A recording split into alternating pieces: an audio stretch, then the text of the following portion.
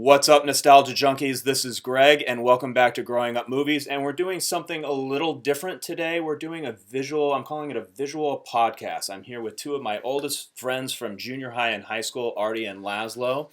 And we are here in Artie's awesome nostalgia man cave. It kind of reminds me of my room, which you guys have seen before. And we're going to talk a little bit about pop culture nostalgia and then some of the movies we made when we were kids together. Because these guys helped me out a lot when I made movies when I was 12, and they were my co-filmmaking partners. And so please make sure to follow us on social media, www.growingupmovies.com, and subscribe to the YouTube channel. This is a visual podcast, so you can just listen, and that's cool. Or you can follow along visually. We're going to have stills, and when we get to the clips of our old movies, you can watch those clips as well. So without further ado, I want to introduce Artie and Laszlo.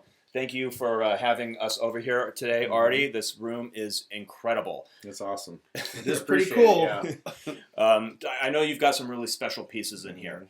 And, this is Growing Up Movies is all about connecting with nostalgia and the things that we followed as kids and how that can help us as adults and help soothe the anxieties of adult life. So why don't you tell us about a couple of things in here that you love the most? Made my adult life worse. It has caused so much stress. Just kidding. No, this is, collecting these things is just fun. I mean, I'm doing it since I was a kid. Like Greg said, we've been friends since 6th grade and just really into films and movies and collectibles that go along with it. A lot of this stuff I've collected for 30 years. Sports too. Sports too, yeah. Wrestling, sports. In terms of like some of the higher end stuff, like I have a Michael Myers. It's actually life size, but it's really cool because anybody could make that. I got the mannequin on Amazon, about $100. The mask I got from Trick or Treat Studios, which is based in Santa Cruz, for about $70. The t-shirt's about $5 on eBay. It's just a Hanes. But actually, I was on Twitter, which we didn't have this luxury 20 years ago in terms of the social media. I was following the costume designer from Halloween, and she literally posted where she got the jumpsuits. Those are screen accurate. That jumpsuit was actually, not that exact suit was used, but that brand, that whatever was used in, that's exactly what they used in the Halloween sequels, that's the 2018 awesome. And 2021 movies. Yeah, so it's from Ohio, I think. It was like $80, and the shoes were like $30, and yeah, so I put that together myself, and they made my life-size Gremlin. You'll probably see a picture of that. $200 life-size Gremlin, which I've always wanted. I mean, I remember being a kid in the 80s, in 1984, and I actually have the little bendable Gremlin. Mm-hmm. I still have that. I used to have one of those too. And I love that Gremlin. I've always wanted a fucking Gremlin. Can we cuss here or no? Yeah. Well, I always wanted a Gremlin, and then they finally made one. I think that was 2000. I want to say 16. And I mean, look at that Gremlin. That's a life-size. Awesome. One-to-one Gremlin prop. So I mean, it's Trick or Treat Studios. They've gotten some flack online for some of their quality. But I mean, again, for the price you're paying, and even the owner himself, his name is Chris, would $200 or a $70 mask. I mean, you're getting quality there. Is that posable? A little bit. The ears are, but and also see that stand there. That's a guitar stand. Okay. Oh, that's cool. And somebody online again, on YouTube, I saw them doing a review of it, and they said this $15. Guitar stand works perfect, so the neck literally goes where the guitar neck would go. See the neck there? Yeah. And then it stands. Look at the feet go on the guitar. It's almost like it was made for that. Well, that actually goes into something that we were talking about earlier in terms of the creative design of display, right? Yeah. Like how you set everything up in this room. It definitely reminds me of some of what I've done in my old childhood room back at the other house, and that creative element and how. Being creative as an adult, just like how we were creative when we were kids, right? But also I always tell people I didn't just come up with this on my own. I mean, I learned this from Laszlo. I learned it from Greg. I learned it from how I seen movie studios display props. I mean, I didn't just one day. I always make a joke that I think I was a curator, like a museum curator in my past life, because even Bianca, your lovely lady, you know, said it's nice to hear the appreciation. Presentation, right? And she appreciated how well, but I don't really hear that enough. So it's so cool to actually have somebody come and say how awesome you presented it all and make it look. But I didn't just come up with that. I mean, I learned that from Greg. I learned that from watching specials in the late 80s and 90s about movie props and what looked good. I mean, I've been collecting since the late 80s, and what looks best, how you display it. I mean, that, you know. Well, all three of us actually did a lot of this type of collecting and displaying when we were kids, and we were even as adults, we're still into it. And that's one of the things that I am a huge proponent of, is that it is totally cool to tap into and connect with your inner child.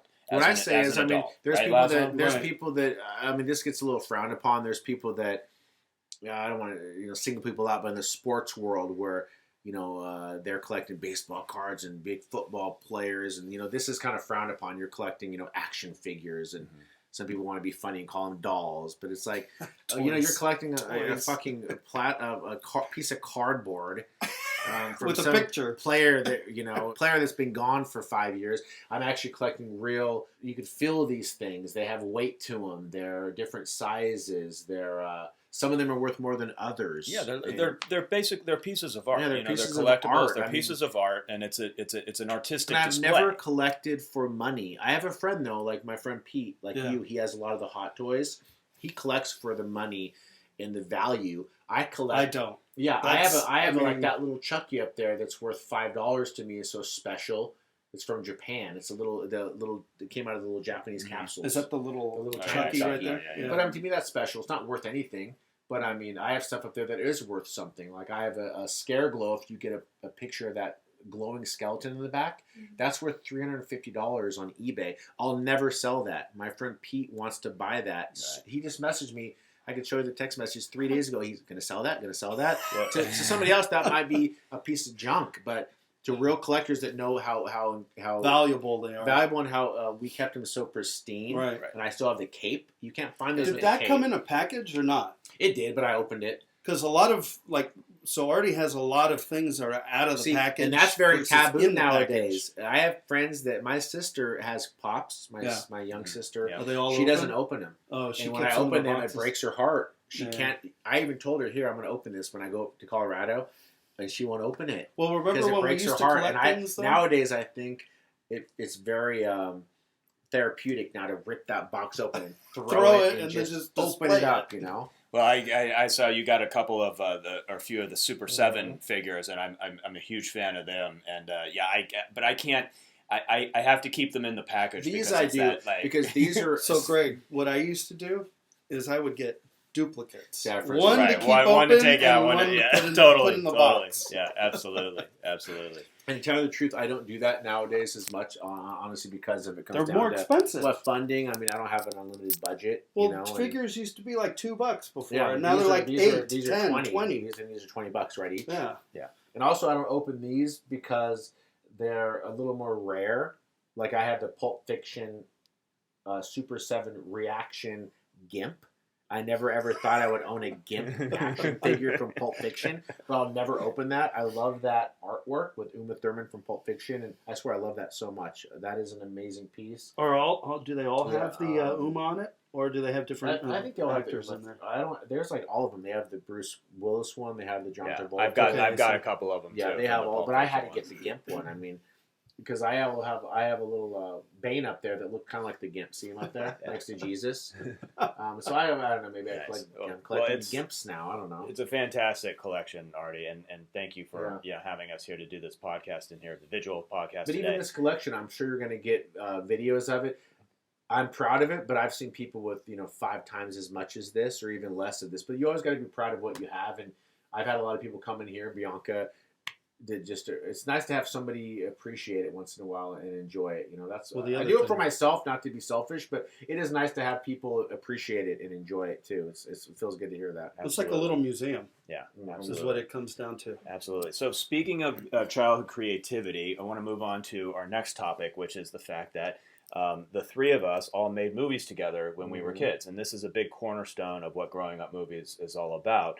In fact, coming up later this summer, we're going to be releasing the Growing Up Movies series called Growing Up Movies Presents Assholes in Arbitration. I know that's a wacky title, but just go ahead and to growingupmovies.com and watch the trailer, and you'll see what it's all about. It's basically, we took footage from a movie that I made when I was 12 years old, brought back some of the original cast members, in quotes, to reprise their roles using the old footage, and we created a new story around it and filled out the rest of the cast with well-known comedians, social media, and YouTube stars. But Artie and Laszlo, you are two of the guys. You guys were in more of these things. We did more of these things together than any of my other friends when we were growing up. And I want to play a couple of clips for us. The first one is from a movie called Broom.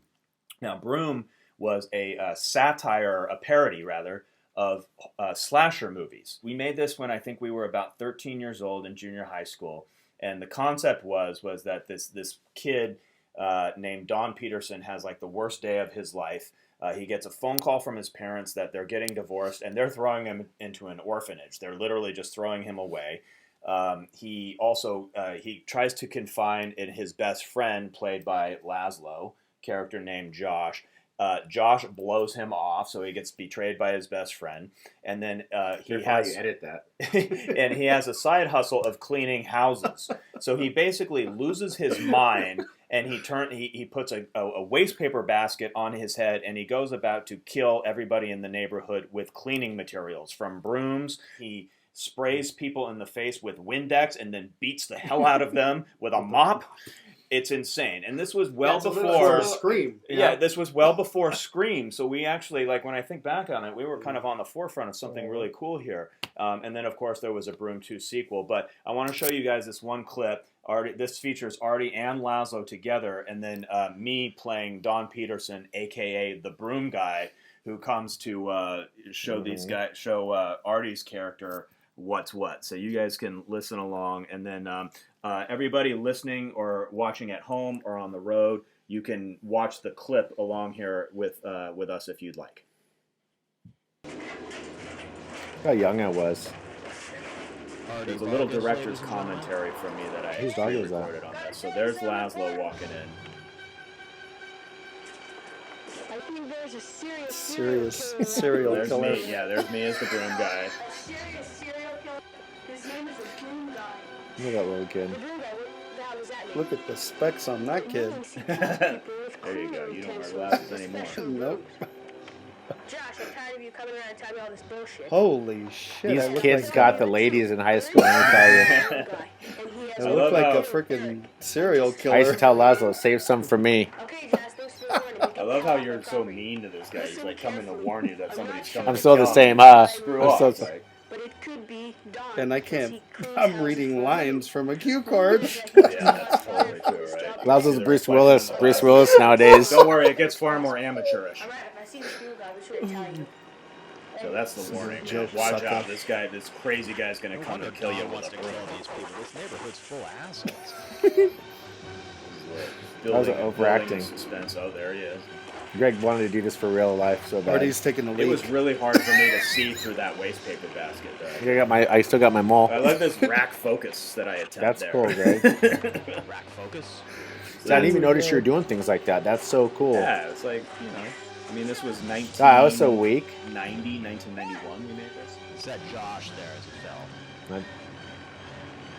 You saw that red jacket?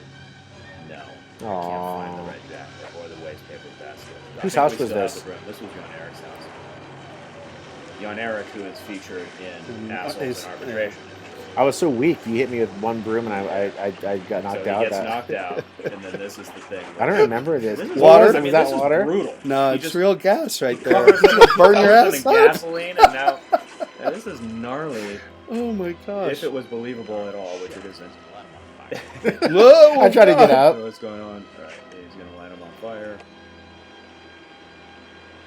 Is that you, Greg? Yeah, This is that's you? me. Now this is the best. Oh my god, look at the Now, sticks. These are special effects extraordinaire. It's like we're doing some Filipino Right. dance I'm thing.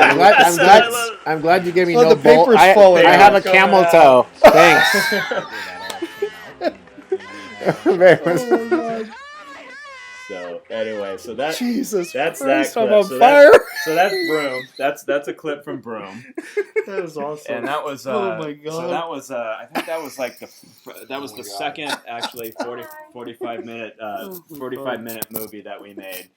And so now I'm gonna play a clip from one called "Chosen by Circumstance." Now this was about a group of Colombian drug lord terrorists who come to the Bay Area to pull a heist on a house, a rich people's house, and basically loot the house. And this is a scene. We actually went to San Francisco Airport in the early 90s and shot all of this stuff without permission. Like we No had any permits, or nothing. anything, and we actually did some pretty crazy shit. So this is Rico, who is played by my father, David Garthy, and we've got Artie and Laszlo in here as well. These are supposed to be Colombian terrorists arriving into the United States.